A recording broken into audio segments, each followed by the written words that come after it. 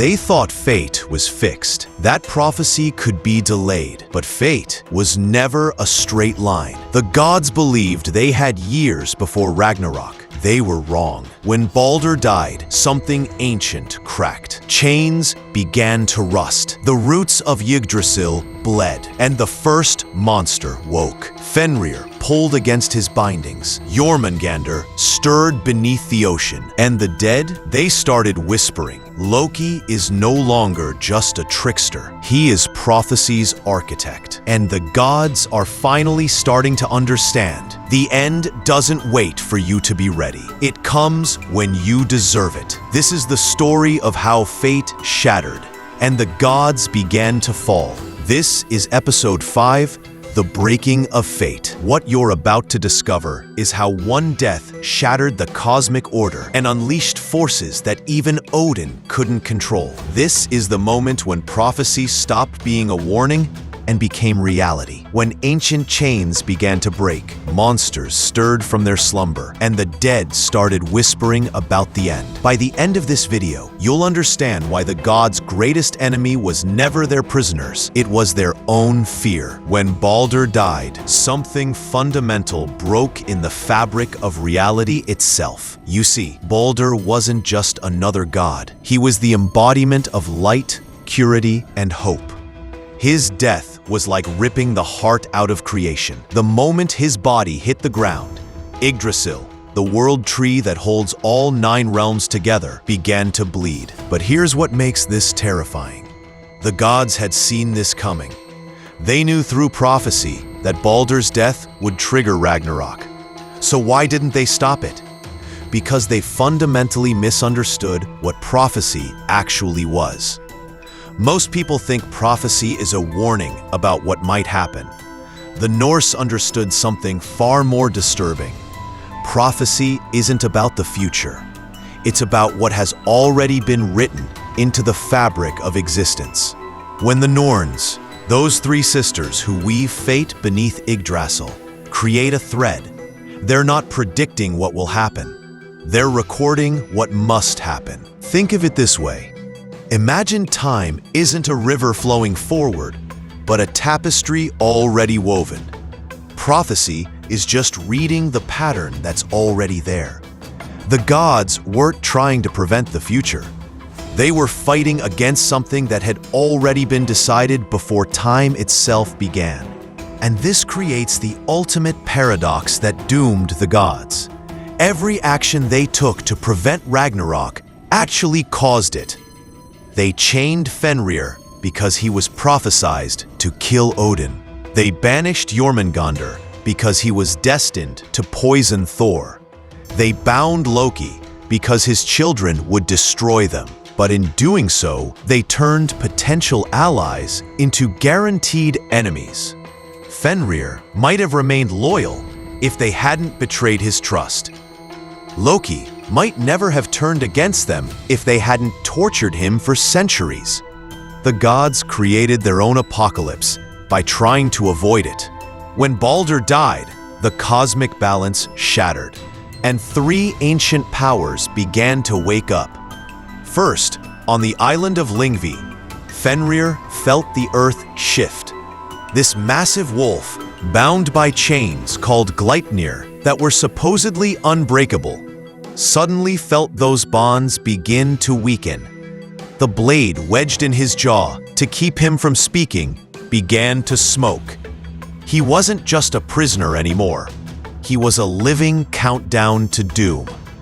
And somewhere in his mind, he heard Loki's voice whispering, "Soon." Second, far beneath the oceans, Jormungandr opened his eyes. This isn't just any serpent. This is a creature so massive that his body wraps around the entire world.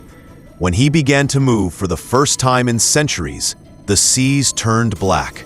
Storms cracked the sky. Entire fishing fleets vanished without a trace. Each movement of his coils created tidal waves. Each breath became a hurricane. The oceans no longer belonged to humanity. They belonged to the monster beneath. Third, in the realm of the dead, Hell made a decision that would change everything. As the goddess of death, she ruled over all those who didn't die gloriously in battle. But now, with Baldur in her halls and the cosmic order breaking, she walked to the iron gate that held back the forgotten dead, those who died from war, plague, abandonment, and injustice. For centuries, they had been silent. Now they began to whisper in unison. Ragnarok, Ragnarok, Ragnarok. Hell turned the key, and the dead began to march. But perhaps the most chilling moment happened beneath Yggdrasil itself. The three Norns, who had woven every destiny, every death, every birth, gathered around their cosmic loom. For the first time in existence, their perfect tapestry was tangled, and pulsing like a heartbeat through all the chaos was a single golden thread, Odin's lifeline. One Norn picked up her shears and hesitated. The second whispered, he knew this would come. The third simply nodded and cut the thread.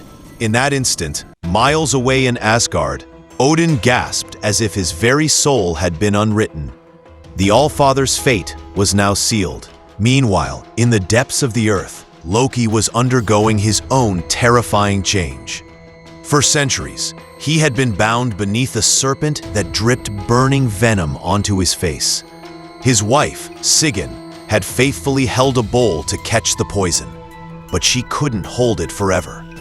When she finally dropped it, Loki's body convulsed in agony and rage. But when he broke free, he was no longer the clever trickster the gods remembered. His face was half-burned. His voice had lost all its playful mischief. He had become something far more dangerous, the living embodiment of justified revenge. He smiled and whispered, "Time to finish what they started." The most shocking revelation came when the gods realized their greatest enemy wasn't outside their realm. It was already inside. As reality began to crack, the gods turned on each other. Frigg blamed Odin for failing to protect their son.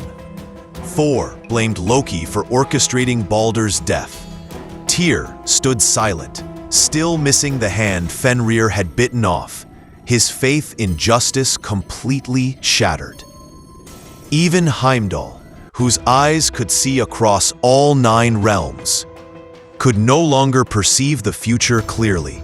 The Rainbow Bridge itself began to shimmer violently, as if the very fabric of space was tearing apart. The gods had always prepared for external threats, giants, monsters, dragons. They never realized that their real destruction would come from their own fear, their own betrayals, their own attempts to cheat fate. And as all this unfolded, Yggdrasil, the mighty ash tree that connected all of existence, began to die. Its once golden roots now dripped black ichor. The deer that grazed its bark ran mad with terror. The eagle that lived in its highest branches flew away, never to return. Even Retataskr, the squirrel who carried messages between the eagle and the dragon, stopped running. There were no more messages to deliver. The end had already begun. This is why Episode 5, The Breaking of Fate, represents the true beginning of Ragnarok. It wasn't Baldur's death that doomed the gods. It was their response to it. Their fear of prophecy became a self-fulfilling prophecy. Their attempts to control fate guaranteed their destruction.